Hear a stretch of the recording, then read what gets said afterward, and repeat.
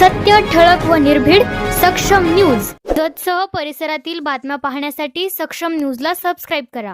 जत शहरामध्ये अंधश्रद्धेचा अघोरा प्रकार, राजकीय वर्तुळात उलटसुलट चर्चा। जत शहरातील नगर परिषदेच्या सार्वत्रिक निवडणुका पार पडल्या। 2 डिसेंबरला मतदान झाले।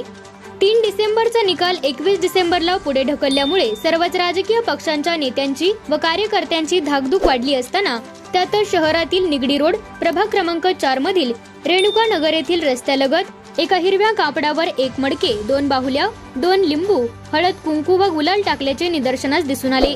त्याच मडक्यामध्ये हिरव्या शाहीने भाजपचे नगराध्यक्ष पदाचे उमेदवार डॉक्टर रवींद्र आरळी, महाविकास आघाडीचे उमेदवार सुजय नाना शिंदे, शिवसेना शिंदे गटाचे सलीम गवंडी त्यांची नावे दिसून आली। तसेच काही अंतरावर दुसऱ्या एका हिरव्या कपड्यामध्ये दुसरे 1 मडके दिसून आले। त्या मडक्यामध्ये प्रभाग क्रमांक 4 मधील 4 महिला नगरसेविका पदाच्या उमेदवारांची नावे आहेत, तर भाजपच्या नगरसेविका पदाच्या उमेदवारांचे नाव नसल्याने उलटसुलट चर्चा सुरू आहे।